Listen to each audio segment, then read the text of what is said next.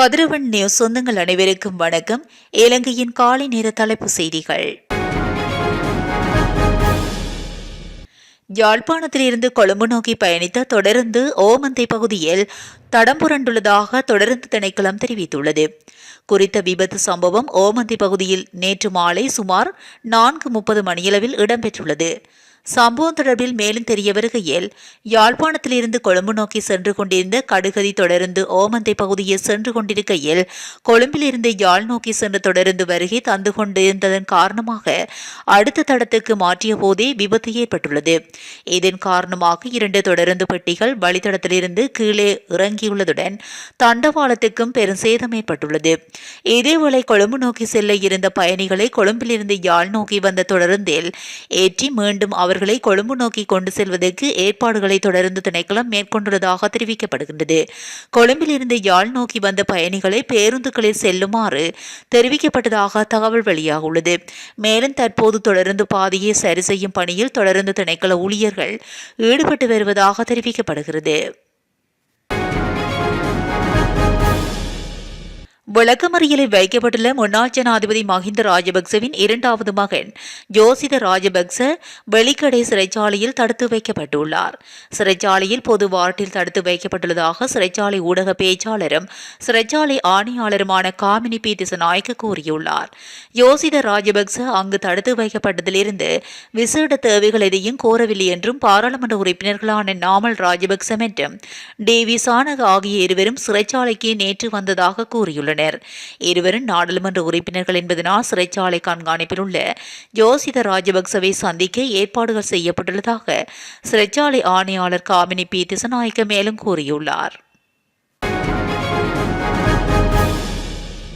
நாட்டில் பெய்து வரும் கனமழை காரணமாக நீர்ப்பாசன திணைக்களத்துக்கு சொந்தமான 73 முக்கிய நீர்த்தகங்களில் 46 நீர்த்தகங்களில் நீர் நிரம்பி வழிந்து வருவதாக நீர்ப்பாசன திணைக்களம் தெரிவித்துள்ளது. குறிப்பாக அம்பாறை, அனுராதபுரம், பதுளை, மட்டக்களப்பு, ஹம்பாந்தோட்டை மற்றும் காலி ஆகிய மாவட்டங்களில் உள்ள நீர்த்தகங்களில் இருந்து நீர் வழிந்து செல்வதாக திணைக்களம் தெரிவித்துள்ளது. அத்துடன் கண்டி மாவட்டத்தில் 3 நீர்த்தகங்களிலும், குருநாகல் மாவட்டத்தில் 5 நீர்த்தகங்களில் இருந்தும் நீர் நிரம்பி வழிந்து செல்வதாகவும் இதுவரையில் மொத்தமாக 46 நீர்த்தகங்களில் நீர் நிரம்பி வழிந்து செல்வதாகவும் நீர்ப்பாசன திணைக்களம் சுட்டிக்காட்டியுள்ளமை குறிப்பிடத்தக்கது. இந்த ஆண்டு வரவு செலவு திட்டத்தில் அரசு ஊழியர்களுக்கு நியாயமான அடிப்படை சம்பள உயர்வை வழங்குவதற்கும் ஓய்வூதியதாரர்களின் சம்பள முரண்பாடுகளை முடிவுக்கு கொண்டு வருவதற்கும் முன்மொழிவுகள் சமர்ப்பிக்கப்படும் என ஜனாதிபதி அனுரகுமார் திசநாயக்க தெரிவித்துள்ளார். அனுராதபுரம் மாவட்ட செயலகத்தில் நேற்று நடைபெற்ற ஒருங்கிணைப்பு குழு கூட்டத்தில் ஜனாதிபதி இதனை குறிப்பிட்டுள்ளார். அத்தோடு அரசு சேவையை மக்களின் உரிமையாகவும் அரசு அதிகாரிகளின் பொறுப்பாகவும் மாற்றும் வகையில் அதனை வலுப்படுத்த அரசாங்கம் நடவடிக்கை எடுக்கும் என்று ஜனாதிபதி வலியுறுத்தியுள்ளார். தற்போதுள்ள அரசு சேவையில் மக்கள் திருப்தி அடையவில்லை என்பதை சுட்டிக்காட்டிய ஜனாதிபதி அரசாங்க சேவைகளை டிஜிட்டல் மயமாக்குவதன் மூலம் திறமையான சேவைகளை வழங்க எதிர்பார்த்துள்ளதாக குறிப்பிட்டுள்ளார். இதேவேளை எதிர்வரும் ஜூன் மாதத்திற்குள் அரசு சேவையில் சரியான தரவு கட்டமைப்பு ஒன்றை தயாரிப்பதற்கு செயலாற்றி வருவதாகவும் தற்போது அரசு சேவையில் உள்ள தரவுகளின் அடிப்படையில் சரியான தீர்மானங்களை எடுப்பதற்கான இயலுமை இல்லை எனவும் ஜனாதிபதி இதன்போது சுட்டிக்காட்டியுள்ளார். மேலும் அரசு சேவையில் தற்போது உருவாகியுள்ள சுமார் 30,000 அத்தியாவசிய வெற்றிடங்களை அவசரமாக நிரப்ப வேண்டியதன் அவசியம் குறித்தும் அந்த கூட்டத்தில் கலந்துரையாடப்பட்டுள்ளதாக தெரிவிக்கப்படுகிறது. தனியார் துறையால் இறக்குமதி செய்யப்பட்ட 4000 மெட்ரிக் டன் அரிசியை விடுவிக்க முடியாமல் சுங்கத்தில் தடுத்து வைக்கப்பட்டுள்ளதாக தெரிவிக்கப்படுகிறது. அரசாங்கம் அரிசி இறக்குமதி செய்வதற்கு வழங்கிய காலம் முடிவடைந்தால் குறித்த அரிசி கையிருப்பு இன்னும் சுங்கத்தில் இருப்பதாக சுங்க ஊடக பேச்சாளரும் மேலதிக சுங்க பணிப்பாளர் நாயகமுமான சீவலி அருங்கொட தெரிவித்துள்ளார். நாட்டில் அரிசி பற்றாக்குறைக்கு தேர்வாக அரிசியை இறக்குமதி செய்ய அரசு வணிக இதர கூட்டுத்தாபனத்துக்கும் தனியார் துறைக்கும் அனுமதி வழங்கியிருந்த நிலையில் அந்த காலக்கெடு கடந்த 10ஆம் தேதியுடன் முடிவடைந்தது. அந்த காலகட்டத்தில் தனியார் துறையும் அரசாங்கமும் 1,67,000 மெட்ரிக் டன் அரிசியை இறக்குமதி செய்ததாக தெரிவிக்கப்படுகிறது. இருப்பினும் குறித்த கால அவகாசம் நிறைவடைந்த பின்னர் அரசு மற்றும் தனியார் துறையால் இறக்குமதி செய்யப்பட்ட 8,000 மெட்ரிக் டன் அரிசி துறைமுகத்தில் இறக்கப்பட்டுள்ளதாக சீவலி அருங்கொட குறிப்பிட்டார்.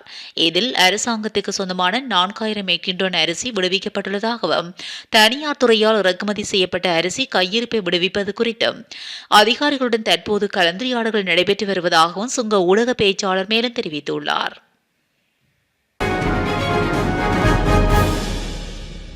இலகுவில் ஆட்சியை கைவிடப் போவதில்லை என பாதுகாப்பு பிரதி அமைச்சர் மேஜர் ஜெனரல் அருண் ஜெயசேகர தெரிவித்துள்ளார். மிகவும் சிரமப்பட்டு இந்த ஆட்சியை பெற்றுக் கொண்டதாகவும் அவர் குறிப்பிட்டுள்ளார். பெலியத்த பகுதியில் நேற்று முன்தினம் நடைபெற்ற நிகழ்வு ஒன்றின் போது ஊடகவியலாளர்களிடம் அவர் இதனை தெரிவித்துள்ளார். ஜோசிதாவை கைது செய்வது தொடர்பில் நேற்று முன்தினம் பேசப்பட்டதாக இந்த விடயத்தை தாம் வெளியே சொல்லவில்லை எனவும் அவர் குறிப்பிட்டுள்ளார். ஜோசிதாவை கைது செய்வது போதுமானதல்ல என தற்பொழுது விமர்சனங்கள் வெளியிடப்படும் மற்றும் ஒருவரை கைது செய்யுமாறு கோரப்படும் என அவர் சுட்டிக்காட்டியுள்ளார்.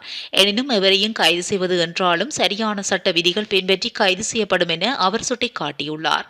முன்னாள் அமைச்சர் மேர்வின் சில்வா போன்று நடந்து கொள்ள முடியாது, சரியான முறையில் விசாரணை நடத்தி அதன் அடிப்படையில் சட்ட நடவடிக்கை எடுக்கப்படும் என அவர் குறிப்பிட்டுள்ளார். 6 மாத காலத்தில் எம்மால் இவர்களை கைது செய்ய முடியாவிட்டாலும் இதனை கைவிடப் போவதில்லை என அவர் தெரிவித்துள்ளார். இந்த ஆட்சியை கைப்பற்றுவதற்காக மேற்கொண்ட முயற்சிகளை விடவும் ஆட்சியை தக்க வைத்துக் கொள்ள பல மடங்கு முயற்சிக்க வேண்டியிருக்கும் என அருண் ஜெயசேகர் தெரிவித்துள்ளார். தென்னிலங்கையில் அடுத்து வரும் நாட்கள் மிகுந்த பரபரப்பானதாக இருக்கும் என அரசியல் மட்ட தகவல்கள் தெரிவிக்கின்றன. கடந்த அரசாங்கங்களின் ஆட்சியின் போது நடந்த மோசடி, ஊழல், கொலை மற்றும் சட்ட விரோதமாக சொத்து சேர்த்தமை உள்ளிட்ட கடுமையான குற்றங்கள் தொடர்பாக 11 வழக்குகளை தாக்கல் செய்ய தேவையான கோப்புகளை இலங்கை போலீசார் சட்டம் அதிபருக்கு அனுப்பியுள்ளனர். இந்த வழக்குகளில் பல சிரேஷ்ட அரசியல்வாதிகள் மற்றும் முன்னாள் அரசாங்கங்களின் மூத்த அதிகாரிகள் மீது குற்றம் சாட்டப்பட்டுள்ளது. இந்த கோப்புகளில் இருந்து முழு ஆதாரங்களுடன் 4 வழக்குகளில் உடனடியாக குற்றச்சாட்டுகளை தாக்கல் செய்து குற்றப்பத்திரிகைகளை சமர்ப்பிக்க சட்டம் அதிபர் முடிவு செய்துள்ளார். மோசடி மற்றும் ஊழல் தொடர்பான 4 கோப்புகள், சட்டவிரோதமான சொத்துக்கள் குவிப்பு உட்பட தேவையான விசாரணைகளை முடித்து வழக்குகளை தாக்கல் செய்வதற்காக லஞ்சம் அல்லது ஊழல் விசாரணை ஆணையத்தின் இயக்குநர் ஜெனரலுக்கு அனுப்பப்பட்டுள்ளன. மீதமுள்ள 3 வழக்குகள் தொடர்பாக மேலதிக ஆதாரங்களை பெறுவதற்காக விசாரணைகளை விரைவாக முடிக்குமாறு சட்டம் அதிபர் திணைக்களம் போலீசாருக்கு அறிவுறுத்தியுள்ளது. இந்த வழக்குகளை விரைவுபடுத்துவதற்கு தேவையான நடவடிக்கைகளை சட்டம் அதிபர் ஜனாதிபதி வழக்கறிஞர் பரிந்த ரணசிங்க மற்றும் கூடுதல் மூத்த சொலிசிஸ்டர் ஜெனரல் ஜனாதிபதி வழக்கறிஞர் ரோகந்த அபிசூரிய தலைமையிலான மூத்த அதிகாரிகளை கொண்ட ஒரு பணியாளர் குழு நடவடிக்கை மேற்கொண்டு வருவதாக தகவல் வெளியாகுள்ளது.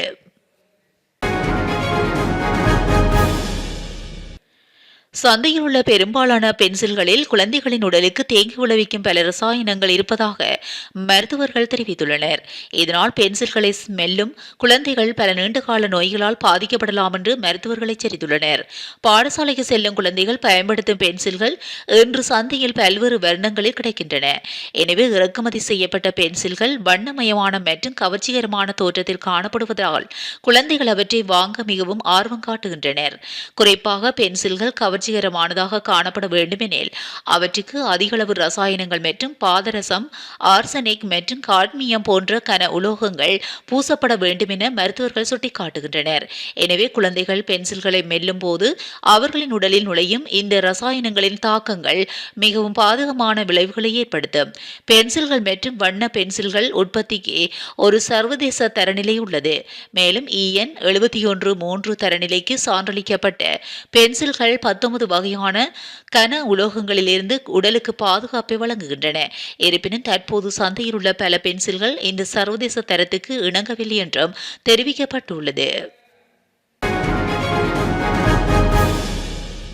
இலங்கையில் இந்த ஆண்டில் வாகன இறக்குமதிகளுக்காக $1 பில்லியன் ஒதுக்குமாறு மத்திய வங்கி நிதி அமைச்சுக்கு அறிவித்துள்ளது.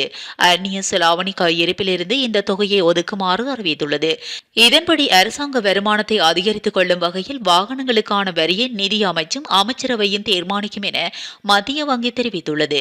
அந்நிய செலாவணி வருமானம் வீழ்ச்சியடைந்த காரணத்தினால் வாகனங்கள் மற்றும் தங்கம் இறக்குமதி இடைநிறுத்தப்பட்டுள்ளதாகவும் நாட்டின் பொருளாதாரத்தை பலப்படுத்த வேண்டுமாயின் வாகனங்களின் எண்ணிக்கை அதிகரிக்க வேண்டும் என மத்திய வங்கி தெரிவித்துள்ளது.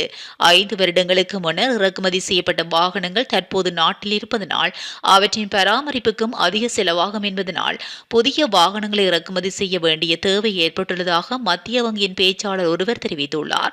மேலும் நாட்டின் அந்நிய செலாவணி கையிருப்பு இன்னும் நல்ல அளவில் இல்லை என்றும் ஆனால் வெளிநாட்டு கையிருப்பை அளவை படிப்படியாக அதிகரிக்க வேண்டும் என்றும் அவர் குறிப்பிட்டுள்ளார்.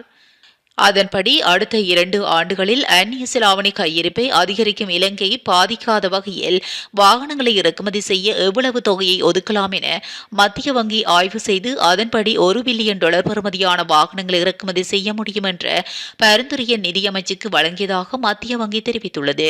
அந்நிய செலாவணி கையிருப்பை அதிகரிப்பதன் மூலம் வாகன இறக்குமதிக்கான அந்நிய செலாவணி ஒதுக்கத்தை படிப்படியாக அதிகரிக்க வாய்ப்பு இருப்பதாக தெரிவிக்கப்படுகிறது.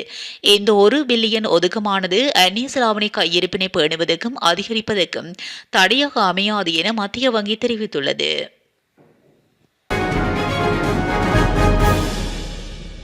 இந்த ஆண்டில் இதுவரையான காலப்பகுதியில் 4044 டெங்கு நோயாளர்கள் அடையாளம் காணப்பட்டுள்ளதாக தேசிய டெங்கு கட்டுப்பாட்டு பிரிவு தெரிவித்துள்ளது. மேல் மாகாணத்திலேயே அதிகளவான நோயாளர்கள் அடையாளம் காணப்பட்டுள்ளனர். அதன்படி கம்பகா மாவட்டத்திலேயே அதிகளவான டெங்கு நோயாளர்கள் அடையாளம் காணப்பட்டுள்ளதுடன் அந்த மாவட்டத்தில் 614 டெங்கு நோயாளர்கள் பதிவாக உள்ளதாக தேசிய டெங்கு கட்டுப்பாட்டு பிரிவு குறிப்பிட்டுள்ளது. கடந்த 3 வாரங்களில் பதிவான டெங்கு நோயாளர்களின் எண்ணிக்கைக்கு அமைய 19 சுகாதார அதிகாரி பிரிவுகள் அதிகளவில் டெங்கு பரவல் அபாயமிக்க பகுதிகளாக அடையாளம் காணப்பட்டுள்ளன. இதேவேளை இந்த ஆண்டில் இதுவரையான காலப்பகுதியில் மாத்திரம் டெங்கு நோயினால் 2 உயிரிழந்துள்ளதாகவும் தேசிய டெங்கு கட்டுப்பாடு பிரிவு குறிப்பிட்டுள்ளது.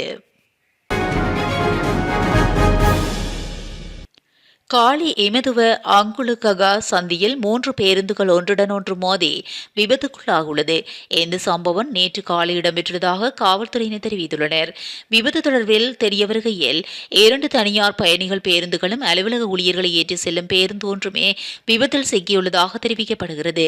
நிறுத்தப்பட்டிருந்த பேருந்தொன்றில் பயணித்துக் கொண்டிருந்த பேருந்து மோதியதுடன் அதன் பின்னால் வந்த மற்றொரு பேருந்து அதன் மீது மோதி இந்த விபத்து ஏற்பட்டுள்ளது. இதன்போது விபத்தில் 29 பேர் காயமடைந்துள்ளதுடன் அவர்களில் 20 பேர் மருத்துவமனையில் அனுமதிக்கப்பட்டுள்ளதுடன் மேலும் 9 பேர் கராப்பட்டிய மருத்துவமனையில் நடவடிக்கை எடுக்கப்பட்டுள்ளதாக தெரிவிக்கப்பட்டுள்ளது. இத்துடன் இலங்கையின் காலை நேர தலைப்பு செய்திகள் நிறைவடைகின்றன. தொடர்ந்தும் செய்திகளோடு இணைந்திருக்க காத்திருப்பு நியூஸுடன் இணைந்திருங்கள். நன்றி, வணக்கம்.